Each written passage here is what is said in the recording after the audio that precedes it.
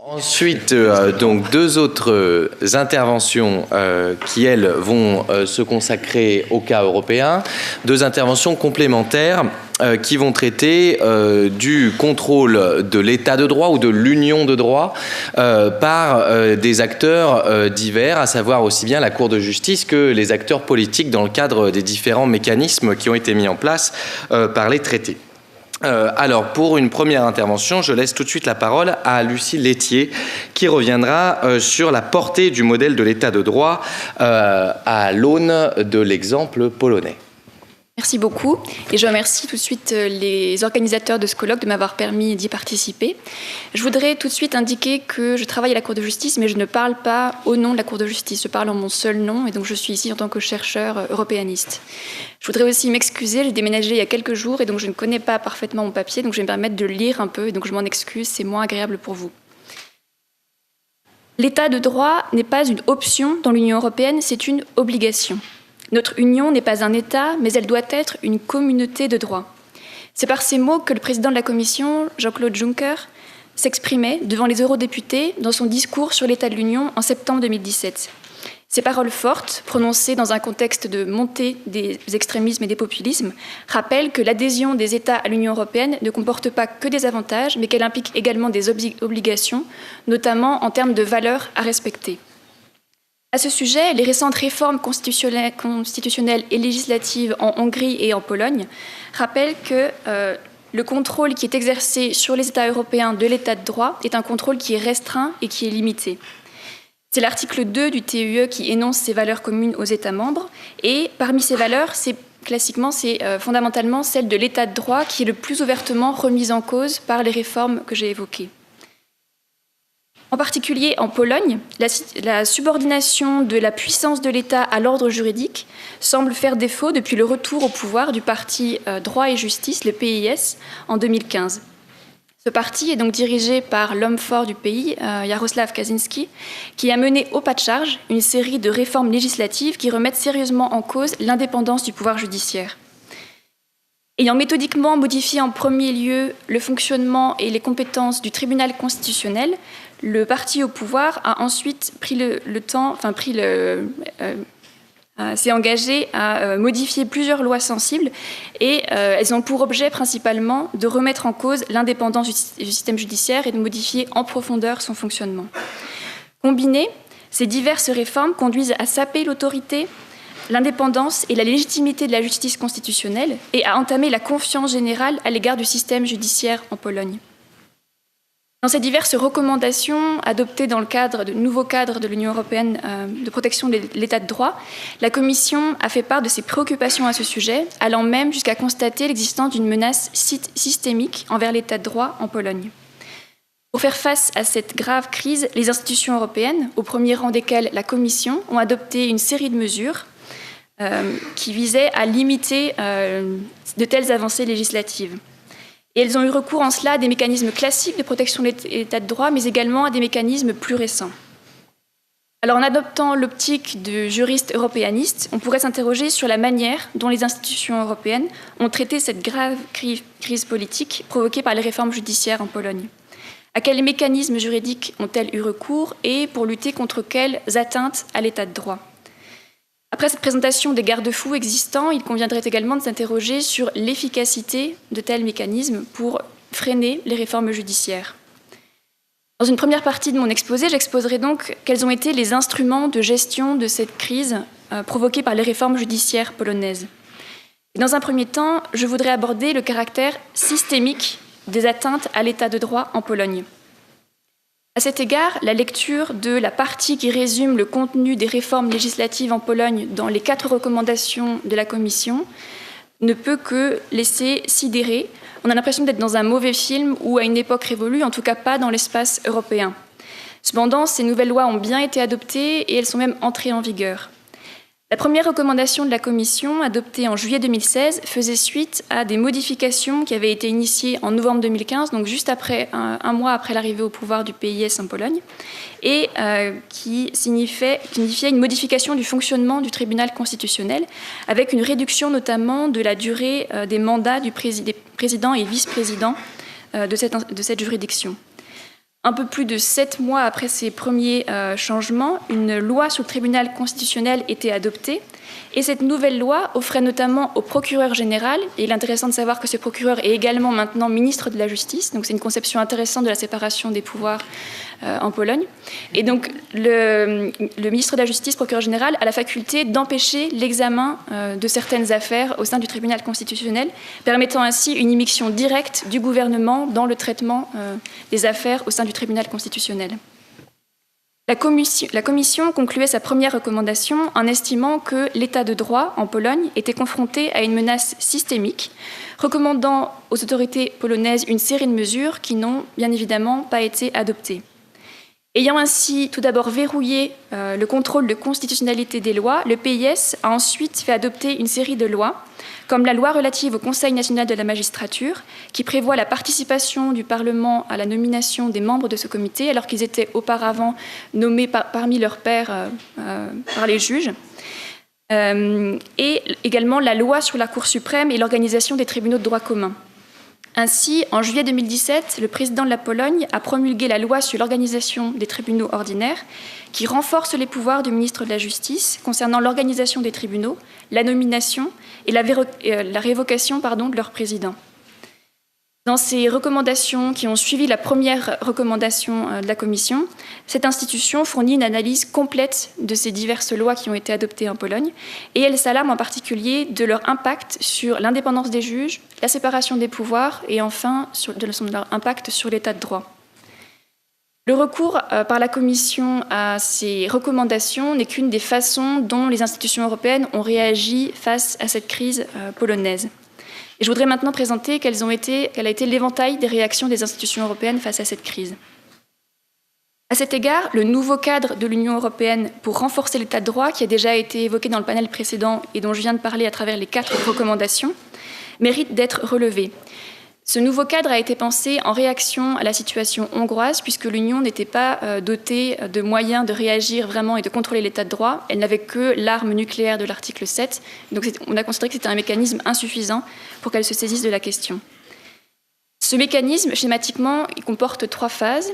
Il y a une première phase d'évaluation qui est suivie d'une deuxième phase de recommandation. Et lorsque l'on estime que l'État concerné n'a pas fourni de réponse satisfaisante, la Commission, dans le cadre d'une troisième phase, peut recourir à l'un des mécanismes de l'article 7. Ce mécanisme a donc été mis en œuvre pour la première fois face à la situation polonaise et il a permis d'instaurer ce qu'on pourrait appeler un climat de dialogue en fait, avec les autorités polonaises, si tant est qu'on puisse nommer cela climat de dialogue, étant donné le défaut de coopération manifeste des autorités polonaises dès la première recommandation. Ce mécanisme a permis l'adoption par la Commission de 4 recommandations entre juillet 2016 et décembre 2017 et il est conçu comme un mécanisme pré-article 7. Cependant, il a fallu attendre la 4e recommandation pour que la Commission décide de déclencher l'article 7, paragraphe 1. Donc on pourrait critiquer ce mécanisme en disant qu'il a finalement retardé le déclenchement de cet article 7. En effet, la Commission a considéré qu'il existait un risque clair de violation grave de l'état de droit en Pologne et elle a décidé, le 20 décembre dernier, d'engager cette procédure à l'encontre du gouvernement polonais. Cependant, à ce jour, le Conseil ne s'est toujours pas prononcé en ce sens.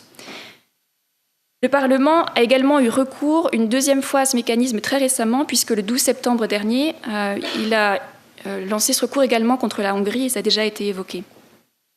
Parmi l'éventail des réactions qui ont été adoptées par les institutions européennes, le mécanisme le plus contraignant qui est mis en œuvre face à cette crise consistera vraisemblablement dans les 2 procédures d'infraction qui ont été engagées par la Commission à l'encontre de la Pologne et qui se sont poursuivies par un recours en manquement déposé devant la Cour de justice. La première procédure d'infraction vise la loi polonaise sur les juridictions de droit commun et en particulier la disposition qui concerne le départ à la retraite anticipé des juges, étant donné que la Commission considère qu'il y a là une atteinte au principe de l'indépendance des juges. Et le deuxième recours en manquement, et donc la deuxième procédure d'infraction, concerne la loi sur la Cour suprême et questionne aussi l'indépendance des juges de cette juridiction. Outre ces deux affaires qu'on pourrait qualifier de procédures principales, des procédures incidentes permettront également d'évaluer la conformité des lois polonaises avec le droit de l'Union. Ainsi que l'a révélé la presse polonaise et en partie la presse francophone, plusieurs renvois préjudiciels ont ainsi été introduits depuis le mois d'août dernier par des juridictions polonaises, et notamment par la Cour suprême, qui visent à interroger la Cour sur le fait de savoir si les nouvelles lois polonaises sont conformes au droit de l'Union, en particulier en ce qui concerne le droit procédural et les procédures disciplinaires applicables aux juges, mais également elles interrogent la Cour sur le fait de savoir est-ce qu'on peut considérer que les juridictions polonaises sont toujours indépendantes au sens de l'article 267 TFUE et ainsi peuvent par exemple poser des questions préjudicielles. À sa façon, la Cour, par son volontarisme, a déjà contribué à l'évaluation des lois polonaises au regard du droit de l'Union. Et elle l'a fait notamment dans deux affaires que mon collègue va développer un peu plus en détail. L'affaire qui a déjà été mentionnée de l'association syndicale des juges portugais et également l'arrêt Selmer, l'arrêt LM, dans lequel elle énonce que l'indépendance des juges des États membres appartient aux exigences de la protection juridictionnelle effective.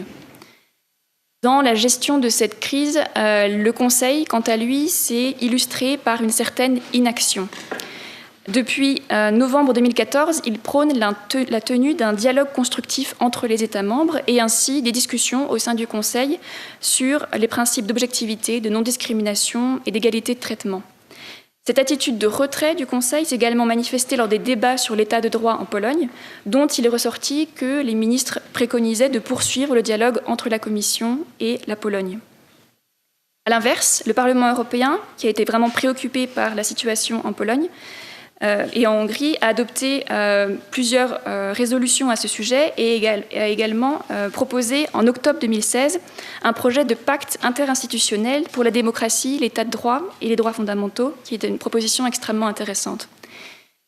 Malgré l'adoption de ces différentes mesures, les lois polonaises controversées sont entrées en vigueur et cela, c'est pour moi la marque d'un contrôle européen limité de l'état de droit dans les États membres. Et dans un second temps, je voudrais donc mettre en lumière cette efficacité limitée du contrôle de l'état de droit en Europe. Je présenterai à ce sujet tout d'abord les limites des mécanismes actuels de protection de l'état de droit. La première limite aux mécanismes existants de contrôle de l'état de droit en Europe réside certainement dans la discussion sur la compétence de l'Union pour intervenir dans ce domaine et ainsi sur sa légitimité pour régir la matière. En effet, les États membres ont décidé de façon libre d'adhérer à l'Union européenne et ils se sont ainsi soumis à un certain nombre de valeurs. Mais pour autant, lorsqu'on regarde les traités, dans la répartition des compétences entre l'Union et les États membres, l'Union européenne ne dispose pas de base légale pour contrôler le respect de l'état de droit dans les États membres. Bien plus, les principes d'attribution et de subsidiarité impliquent que les États membres ont une compétence exclusive s'agissant de l'organisation de leur pouvoir judiciaire. Comme le souligne le professeur Pierre Caps à ce sujet, le moment constitutionnel des PECO, qui a été renouvelé par la perspective de leur adhésion à l'Union européenne, s'est accompagné d'un conditionnement externe par les organisations européennes.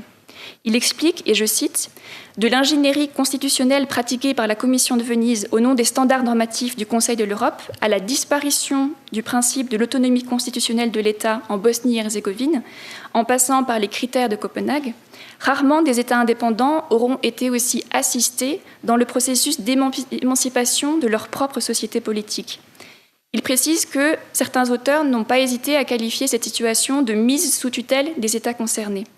Ainsi, la quête d'affirmation des sociétés concernées, qui a été renforcée par la crise économique et par la crise migratoire et les questionnements autour de la finalité du projet de construction européenne, s'en est trouvé exacerbée. Dès lors, la question qui est soulevée par cette remise en cause et qui a déjà été évoquée dans le précédent panel, à travers la remise en cause de ces valeurs dans le cadre de l'Union européenne, la question principale, c'est peut-être finalement celle de la démocratie dans l'Union et du modèle de démocratie pour l'Union européenne. Ainsi, plus qu'une crise de l'état de droit, il faudrait peut-être réfléchir sur une crise de la démocratie libérale dans l'Union européenne que la montée des extrêmes partout en Europe manifeste d'une autre façon. Au-delà de ces problèmes de compétences, les mécanismes actuels de protection de l'état de droit contiennent certaines limites et une des limites principales, c'est que, excepté les décisions de la Cour de justice, les mesures qui ont été adoptées par les institutions européennes pour réagir face à cette crise polonaise sont pour l'essentiel des mesures non contraignantes juridiquement. Et donc il était fort à parier qu'un gouvernement déterminé à faire avancer ses projets législatifs ne se sente pas restreint par de telles mesures. J'en viens à ma dernière partie. D'autres propositions ont été faites, notamment en doctrine, pour renforcer le contrôle de l'état de droit en Europe, et j'en aborderai principalement deux, que je trouve extrêmement intéressantes. Il y a ainsi l'idée de M. Müller, qui propose l'instauration d'une commission de Copenhague, qui serait le pendant de la commission de Venise du Conseil de l'Europe, mais qui serait dotée de pouvoirs décisionnels. Selon cette proposition, dans l'hypothèse où un État membre ne se conformerait pas aux recommandations de cette commission de Copenhague, la Commission serait obligée d'imposer une sanction à cet État sous forme de réduction des subsides. Étant donné cependant que la mise en place d'une telle proposition nécessiterait la révision des traités, puisque ce comité aurait des pouvoirs contraignants, il est fort à parier que cette proposition est peu réalisable dans un avenir proche. Les gouvernements du groupe de Visegrad s'y opposeront très certainement. Une autre proposition a consisté à proposer la suspension des subsides pour les États qu'on juge récalcitrants, qui ne respectent pas les valeurs de l'Union européenne. En pratique, cela signifierait la suspension de millions, voire de milliards d'euros, et cela aurait donc un poids politique considérable, un moyen de pression, ça serait un moyen de pression considérable sur ces gouvernements. L'avantage de cette proposition est que la réforme du système des fonds structurels ne nécessite pas le recours à l'unanimité, à la différence de l'article 7, paragraphe 1, puisqu'elle repose sur les articles 177 et 178 TFUE, qui impliquent le recours à la procédure législative ordinaire. Cependant, une telle proposition ferait certainement l'objet de discussions difficiles au sein du Conseil. Pour conclure, il existe donc bien des mécanismes européens de contrôle de l'état de droit pour les États membres dans l'Union européenne, mais ces mécanismes sont dotés d'une efficacité limitée. L'Union gagnerait, à mon sens, à améliorer les mécanismes existants, par exemple en envisageant la suspension des subsides des États récalcitrants. Plus fondamentalement, elle devrait peut-être aussi engager une réflexion plus profonde sur son mode de constitutionnalisme et sur le modèle démocratique qu'elle entend incarner. Je vous remercie.